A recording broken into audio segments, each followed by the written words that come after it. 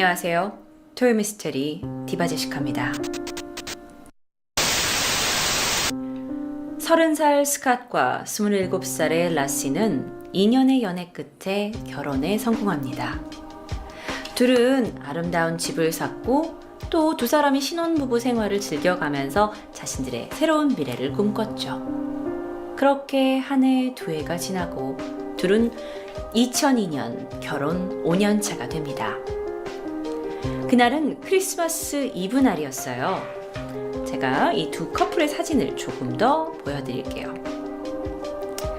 그날따라 스캇은요, 버켓레인 마리나라는 곳에 낚시를 하러 간다고 집을 나섰고요. 아내 라시는 강아지와 함께 동네 공원으로 산책을 나가게 됐죠. 그렇게 부부는 자기 각자 할 일을 하게 됐습니다. 하지만 그날 오후 이 두 사람의 집의 옆에 살고 있던 이웃 한 명은요, 스캇과 라시가 기르던 강아지가 목줄을 맨 채 혼자 돌아다니는 걸 보게 돼요. 아내 라시가 사라진 거죠. 자, 그녀의 차는 집 앞에 주차되어 있었어요. 그리고 지갑하고 키꾸러미도 테이블에 그대로 놓여져 있었거든요. 그런데 라시는 어디 간 걸까요?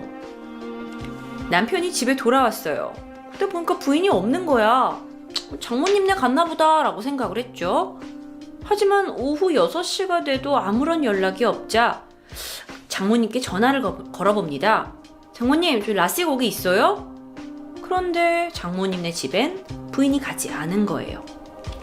결국 오후 6시쯤 그녀의 가족들은 라시의 실종 신고를 하게 됩니다. 당시의 라시는 임신 8개월이었습니다. 가족들과 친구들 할 거 없이 뭐 남편 또 엄마 아빠 다 해서 진짜 뭐 근처 공원, 마켓, 친구 집 정말 그녀가 갈 만한 곳을 다 돌아다녔어요. 그런데 그녀는 발견되지 않았어요. 그래서 결국 그녀의 이 실종 사건은 이 집 주변을 벗어나서 타 지역까지 계속 확대가 되었고요. 결국 그녀는 발견되지 못한 채 현상금은 처음에 그냥 250만 원에서 시작됐던 게 결국에는 5억까지 올라가게 됩니다. 자, 이건 당시에 라시를 찾기 위한 이 현수막이 걸렸던 거예요. 그녀의 풀네임은 라시 피터슨이었어요. 저기 보시면 이제 50만 불의 이제 현상금을 주겠다라는 이야기가 있죠. 실제 사건입니다. 자, 이후에 1,500명의 자원봉사팀이 구성이 되었고요. 그녀를 위한 웹사이트도 만들어졌어요. 그녀를 목격했다는 작은 단서라도 있으면 그녀를 찾는 데 도움이 되겠지만 이상하리만큼 그녀의 흔적은 그 어느 곳에서도 찾을 수가 없었습니다. 그런데 여러분, 실종 또는 살인 사건이 발생했을 때 대부분의 경우 경찰은 원래 알던 사람 또는 관계가 가까웠던 사람을 먼저 용의선상에 오르게 되죠. 그래서 제일 가까웠던 사람을 조사하다 보니 남편 스캇이 먼저 용의선상에 오르게 됩니다. 그럴 수 있죠. 자, 사건 당일 그는 무엇을 하고 있었을까요?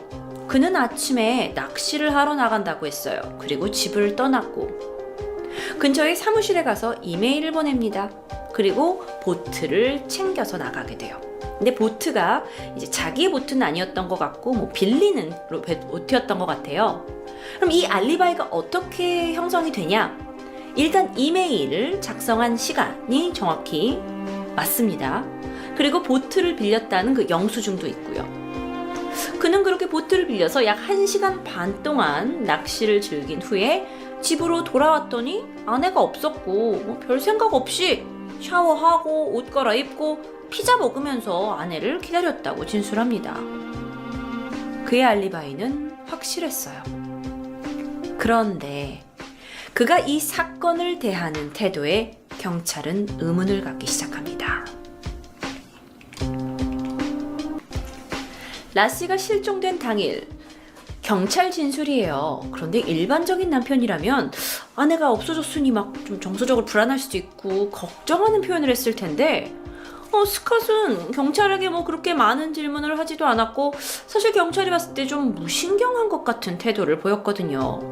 게다가 이게 아내가 실종 사건이잖아요. 그런데도 불구하고 모든 진술을 다 과거 시점, 아내에 대한 걸 과거 시점으로 이야기를 하면서 마치 아내가 완전히 사라져버린 것 같은 말투를 구사했던 거죠. 초기 조사에서 스캇은 이 경찰이 거짓말 탐지기를 하자고 요구했었거든요. 근데 이것도 거부했어요. 이상하잖아요. 하지만 라시의 가족들은 스캇을 믿었습니다. 그의 무죄를 주장하고 스캇 편을 들어줬어요. 왜냐면 그가 그동안 이제 라시를 위해서 만들어진 봉사활동 센터에 매일매일 출근하듯이 와가지고 응원하러 온 사람들과 함께 위로하고 같이 슬퍼했던 그런 모습을 보였거든요. 그러니까 진정으로 아내를 간절히 찾고자 하는 그런 모습을 분명 보였기 때문에 라시의 부모는 의심하지 않았습니다. 하지만 실종 2일차가 되면서 경찰에서 진술을 하는 스캇 피터슨의 모습은 많은 사람들을 좀 궁금하게 만듭니다. 영상으로 확인할게요. 아이고, 볼게요. What we didn't see back then was Tell me about the morning. 그날 아침에 대해서 얘기해 보세요. 라고 경찰이 얘기합니다. Okay. 네, 그럴게요. I don't know what time we got up. Probably Lacey got up and went and 몇 시에 일어났는지 잘 모르겠고요. 뭐 하여튼 일어났는데 assumed she had some cereal for breakfast. 와이프는 그날 아침에 시리얼을 먹었던 것 같고요. Scott Peterson being questioned by the first detective on the case. 1 a.m., Christmas Day, 2002. When did you realize you were going to go fishing? 그런데 낚시를 갈 거라고 언제 계획을 하신 거죠? 라고 경찰이 물었어요. That was a morning decision. It's either that was a morning, so it's like all 그건 그냥 아침에 그냥 결정한 거예요. at the club or 제가 그냥 뭐 골프를 치러 가거나 아니면 뭐 낚시를 하러 가려고 그랬었던 거죠, 뭐. go fishing. Okay. So what you're telling me, Scott, is you have no idea where this is. 경찰이 묻습니다. 그러니까 스캇 씨, 부인 라시가 어디 있는지 전혀 모른다는 거죠? 네. 모르겠어요. 마치 남의 일을 이야기하고 있는 듯하죠? 참. 그래서 그의 태도가 문제가 되는 겁니다. 사실 좀 태연하기까지 했어요. 태평한 것 같기도 하고요. 그렇게 해서 경찰은 남편에 대해 더 의심을 하게 됐고 남편의 조사가 시작됐죠. 그런데 경찰이 스캇이 알고 보니 사건 전에 부인의 사망보험금을 높여놨다라는 걸 알게 돼요. 그리고 그러니까 실종 사건이 계속 조사가 진행되는 동안 아내의 차를 팔고 이 집을 팔려고 했던 시도를 알아냅니다. 이게 일반적으로 실종된 아내를 대하는 남편의 자세일까요? 그런데 여기에 더불어서 경찰은 남편의 외도 사실을 알게 됩니다. 남편은 마사지 치료사였던 앰버 프레이와 바람을 피웠어요. 그리고 그 증거들이 경찰에게 입수됩니다. 앰버가 실제로 증언을 했어요. 이 남자 어떻게 알고 만난 거냐고요. 그랬더니 앰버의 말에 의하면 스캇이 자신은 작년에 아내를 잃었다고 얘기했다고 해요. 그러면서 이번 크리스마스는 나에게 아내 없이 혼자 보내는 외로운 크리스마스가 될지도 모른다 라는 이야기를 하면서 앰버를 꼬셨던 거죠. 이런 말에서 그렇지만 개구라를 친 겁니다. 보험금, 게다가 차에 집까지 팔아 바람까지 펴 내연녀가 발견되면서 정말 모든 것이 의심받기 충분한 상황이었어요. 그런데 스캇은 잘 알고 있었습니다. 많은 사람들이 자기를 의심하고 있다는 걸요. 그래서 그는 대범하게 이 사건이 점점 여론의 관심을 받으니까 직접 방송에 출연해서 인터뷰를 자처합니다. 그리고 그 인터뷰에서 부인에 대한 그리움을 강조하게 되죠. 하지만 그럼에도 불구하고 그는 계속해서 살인 의혹을 받게 되는데요. 그 이유는 영상에서 확인하시죠. It's like our time, 힘든 시간을 보내고 있어요. Lacey and I's time together, knowing that she's missing walking the dog through there like she would do on most mornings is like a way to experience her right now for me. And a lot of times I can't make it very far. 정말 I get 그녀를 걱정하고 part of 있다는 the way I 이야기를 certainly can't make it to the part of the park where currently there's a big poster of her up. But Peterson knows at this moment police have focused their investigation. 자, 그는 여러분들 보셨다시피 눈물을 흘리면서 호소를 하고 있는데요. 이게 충분히 먹혔을 수도 있는데 왜 그가 다시 질타를 받았을까요? 이어지는 인터뷰 장면들입니다. I think everybody sitting at home wants the answer to the same question. Did you murder your wife? 당신은 와이프를 죽였습니까? No, I did not. And I had absolutely nothing to do with her disappearance. And you use the 아니요, 그녀의 실종에 나는 아무런 관련이 없어요. word murder. And right now, everyone's looking for a body. And that's the hardest thing because that is not a possible resolution for us. And you use the word murder, and yeah, I mean, that is. 아마 여러분이 영어를 다 못 알아들으신다 하더라도 여러분이 느끼시는 게 있죠. 그는 웃고 있습니다. A possibility. It's not one we're ready to accept, and it creeps in my mind late at night and early in the morning. And during the day, all we 아주 황당한 분이시죠. 이 인터뷰 이후 대중은 더욱더 그를 질타합니다. 이렇게 웃는 표정으로 뻔뻔하게 인터뷰를 했으니까요. 하지만요, 여론은 여론일 뿐이에요. 계속되는 경찰 수사에도 라시의 실종 사건은 해결되지 않았습니다. 그런데 그러던 2003년 4월입니다. 한 커플이 개를 데리고 산책을 나가게 됐어요. 그리고 해변가에서 신생아 남자아이의 부패된 시신을 발견합니다. 경찰은 부검 결과 아이의 목에 끈 자국을 발견했고요. 몸엔 뭔가 날카로운 걸로 그어진 자국을 발견합니다. 그리고 그 아이의 시신이 발견된 곳에서 약 1.6km 정도 떨어진 곳에서 또 다른 시신 한 구가 발견되는데 여자였습니다. 그녀는 임산부가 입을 것 같은 그 큰 옷과 속옷, 브라나 팬티 같은 것들이 임산부의 의상도 있고요. 그런데 특이점은 오른쪽 발은 잘려진 상태였고 왼쪽 다리 반이 없어진 상태였어요. 사체는 심하게 부패가 된 상태였습니다. 경찰 조사가 시작됐어요. 과연 이 시신은 누구의 것이었을까요?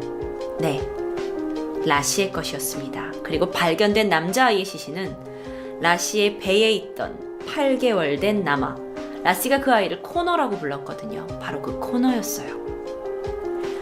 죽은 엄마의 자궁이 부패되면서 구멍이 생겨 아이가 외부로 나오게 된 거였죠. 물론 아이의 그 목에 있던 자국은 엄마의 몸을 나오면서 이제 물 속에서 걸려가지고 줄에 걸려가지고 후에 생긴 것으로 추정이 됩니다. 결국 2003년 4월 18일 경찰은 스캇을 체포합니다. 그런데 여러분, 반전에 반전을 계속해요. 샌디에고 골프장에서 체포된 스캇은요, 자신의 머리와 수염을 금발로 다 염색한 상태였어요. 그리고 그가 평소에 타고 다니던 벤츠 차량에는 짐꾸러미가 가득 들어있었고요. 이 샌디에고라는 지역이 어디냐면 그가 살던 곳에서 훨씬 더 남쪽으로 내려와서 멕시코 국경과 가까운 곳입니다. 그러니 경찰은 그가 국경을 넘어 도망갈 가능성이 있다고 판단을 했죠. 그래서 경찰은 그를 긴급 체포합니다.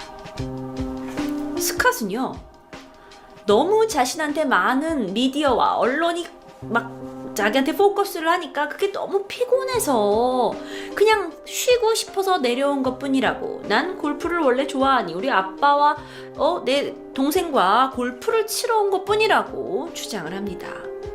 하지만 수색 결과 그의 짐에는 4개의 핸드폰과 현금 1,500만 원, 그리고 신용카드 여러 개, 또한 캠핑 도구, 칼, 비아그라, 삽, 여분의 옷과 수면제 등이 들어있었다고 해요. 그는 체포됐습니다. 자, 그렇다면 그의 법적 판결은 어떻게 되었을까요? 그런데 그 전에 이 사건과 관련된 약간은 미스테리한 한 이야기가 있어서 여러분께 좀 들려드리려고 합니다. 아시다시피 제가 지금 말씀드렸다시피 라시의 시신은 2003년 4월에 발견이 됩니다. 하지만 3개월 전 경찰은 한 여성으로부터 제보를 받게 되는데요. 그녀는 샌프란시스코 그 해변 근처에서 21년 동안 거주한 샌드라라는 여성이었어요. 사실 그녀는 이 라시가 실종된 곳에서 얼마 떨어지지 않은 곳에서 살고 있었죠. 그녀는 어느 날 녹음기를 구매합니다. 그리고 테스트를 하던 중 내 목소리가 잘 녹음됐는지 봐야지 하면서 녹음기의 재생 버튼을 누르죠. 그런데 그녀의 목소리뿐만 아니라 저 멀리 누군가의 다른 목소리도 이곳에 같이 녹음되어 있다는 걸 알게 돼요. 그리고 그녀는 그 말이 무슨 뜻인지 알려고 계속 반복해서 재생해 보았죠. 다른 목소리의 정체는 라시였습니다.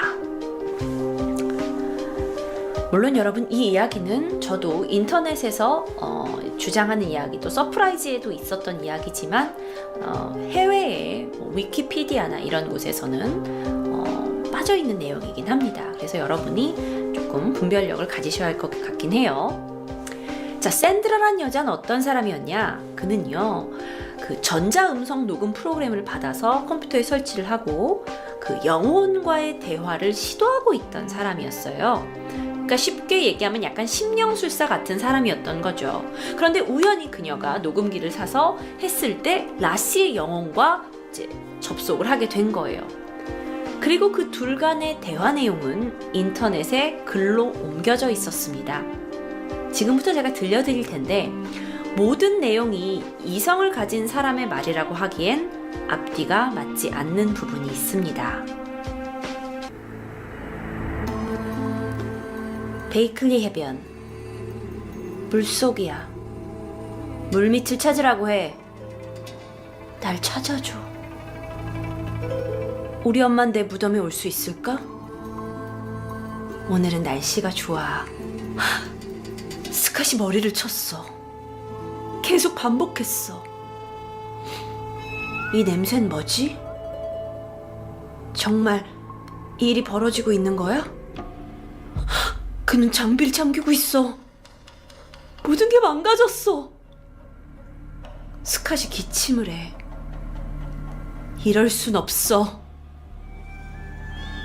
그가 이겼어. 라신 말할 수 없어. 그녀와 함께 있고 싶다고? 함께? 사랑을 나누겠다는 거야? 넌 미쳤어. 구제불능이야. 죽은 엄마가 됐다니. 우리 엄마한테 말 좀 해줘요. 내 아들은 어떻게 됐죠? 샌드라 안녕. 남편이 날 죽였어. 그녀 자신의 남편이 그랬다고. 난 몰랐어. 묶여 있어. 물 위에 부표가 떠 있어. 그 부표 옆이야. 5번째야. 포기하지 말아줘.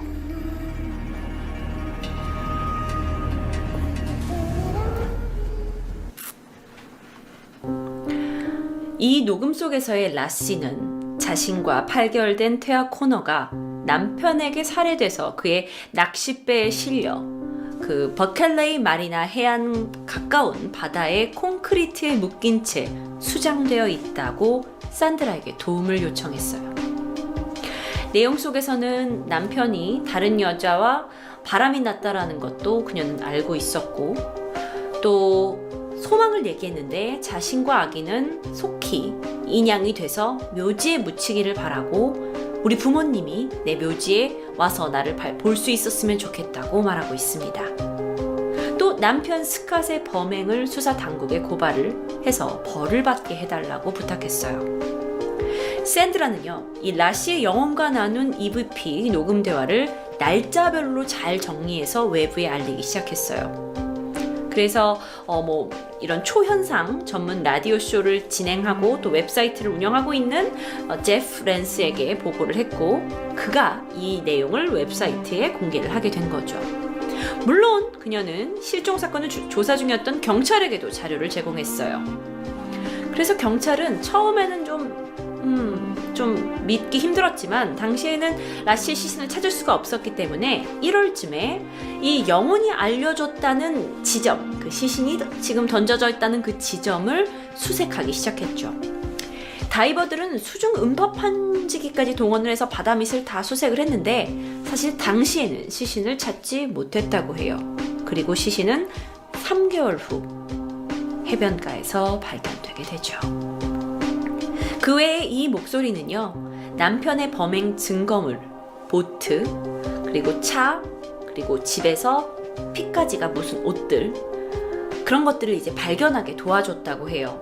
실제로 그 보트를 타고 나갔다라는, 죽은 와이프를 여기 데리고 타고 나갔다라는 증거가 없었는데, 그 보트의 낚싯대에서 끝에서 이 여자의 헤어가, 그러니까 머리카락이 좀 발견됐다고 합니다. 자, 그 외에 남편의 외도 관련 사진, 그리고 흉기, 의류 등을 찾을 수 있었다고 합니다. 이후 경찰이 스캇을 이제 시신이 찾아지고 나서 용의자로 입건했고 재판이 진행됐죠. 하지만 이게 다가 아닙니다. 이 사건은 정말 끝나지 않는 막장 드라마예요. 왜냐하면 스캇의 가족은 아주 유명한 변호사를 고용합니다. 거의 연예인들만 상대한다는 아주 비싼 수임료의 변호사를 고용하죠. 그러면서 변호사가 이렇게 얘기해요. 그래요. 상황이 정황적인 증거는 있어요. 남편이 임신한 여자, 외도도 했고 아까 죽였을 수 있지. 그런데 직접적인 증거는 뭐가 있죠? 흉기는 발견됐나요? 흉기가 제대로 발견되지 않은 것 같아요. 그러면서 변호사가 누군가 부인 라시를 납치해서 그녀가 아이를 낳을 때까지 데리고 있다가 두 사람 죽이고 유기했다고 주장을 합니다. 그렇지 않게 된 경우에는 스캇 같은 경우는 2명을 죽인 이제 살인죄가 적용이 되거든요. 자, 그렇게 법정 공방이 왔다 갔다 하다가 수사관이 이 코너라는 8개월 된 아이의 사체가 부검 결과 엄마가 사망했을 시에 함께 사망했다고 판단이 되게 돼요. 그래서 이런 것들이 조각 맞춰지면서 오랜 법정 공방 끝에 스캇은 다른 여성과의 부적절한 불륜 관계, 그리고 또 아내와의 금전 문제로 아내와 다툼을 했고, 그래서 아내와 더 이상 같이 있고 싶지 않아졌고, 그래서 살인을 저질렀다라고 해서 사형이 판결됩니다. 일부에서는 이 스캇이란 놈이 아내하고 아이를 죽이고 이 가정을 책임져야 된다는 부담에서 벗어나서 다시 싱글이 돼가지고 여러 여자를 만나려고 하는 거다라고 많은 타블로이드 잡지들이 떠들기도 했었죠. 그럼 보험금은 어떻게 되었을까요? 이쪽 변호사는요, 아무리 그렇다 하더라도 라시의 보험금은 남편이 계속 받아야 된다라고 주장했습니다. 하지만 그녀의 이름으로 돼 있는 2억 5천만 원 상당의 사망보험금은 법정 판결에 따라 남편이 아닌 라시의 부모에게 지급되었습니다. 자, 그는 사형 판결을 받았지만 아직도 미국 교도소에 살아 있습니다. 2017년 스캇과 라시의 여동생이 이야기한 녹음본이 공개되었다고 해요. 그런데 그곳에서 스캇은 내가 저지른 살인이 아니야. I have no idea. 라는 말로 자신의 죄를 부정하고 있다고 합니다. 다음 토요 미스테리는 영상 클릭으로 확인하시죠.